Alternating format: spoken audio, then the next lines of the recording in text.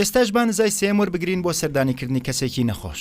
پێغەمبەر صلی الله عليه وسلم فەرموویەتی ئەگەر هەر کەسێک هەستێت بە سەردانیکردنی کەسێکی نەخۆش کە هێشتا کاتی مردنی نهات بێت و 7 جار ئەم نزایی لەسەر بخوێنێت، ئەو کاتە کەسە نەخۆشەکە حەسانەوەی بۆیێت. و نزاکەش بریتیە لە ئەسئەل الله العظیم رب العرش العظیم ئەی یەشفیەک. ئەوە واتای چییە؟ داوا لە خۆی مەزنەکە پەروەردگاری عەرشی مەزن کە چارەسەرت بکات.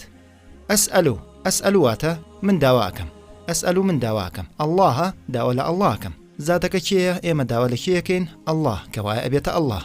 ئەسئەل اللهە داوا لە ئەڵڵاکەم، العظیم مەزن کە گەورەیە و مەزنە، رب العرش العظیم ربی تەختی پاشایەتی مەزن.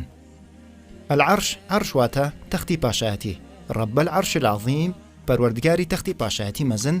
ئەن کە یەشفیە چارەسەری بکات، کە تۆ ئەن یەشفیەک کە چارەسەری تۆ بکات. عەظم واتە ئێسقان لە زمانی عەرەبیە، عەظم ئێسقان، هەر ئێسقانێک بێت. و عەظیم واتە کەساتیەک بە شێوەیەک گەورە کە هیچ کەسێک نەتوانێت بیشکێنێت ئەگەر هەر فشارێکی کاریگەریش بکەوێتە سەری. کەوایە پێش هەموو شتێ ئەڵێن ئەسئەل الله العظیم، ئەڵڵا گەورە و مەزن و باڵادەستە، دوای ئەوە عەرشەکەیشی بە هەمان شێوە مەزنە، عەرشی مەزن. بۆیە بەگشتی پاشا و فەرمانڕەواکان کۆشتی گەورە و تەختی پاشایەتی نایە پێکەهێنن تاوەکو هێز و کاریگەری خۆیان نیشان بان. بۆیە لەبیرت بێ ئەڵڵا خاوەنی سەرەکی تەواوی ئەم گردونەیە و باڵادەستە بەسەریە و عەرشەکەیشی بێوێنەترین شتە لەم گردونەیە. ئەو فەرمان بە هەموو کەسەکات و بە هەموو شتێک و لە هەموو شوێنێک. هەر بۆیە لابردنی هەر نەخۆشیەک لەلایەن ئەوەوە هەر زۆر ئاساییە و زۆر ئاسانە.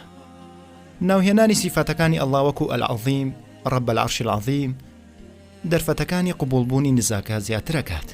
هەروەها ئەبێتە هۆی بەهێزبوونی هیوای چاکبوونەوە لە مێشکی کەسە نەخۆشەکەیە.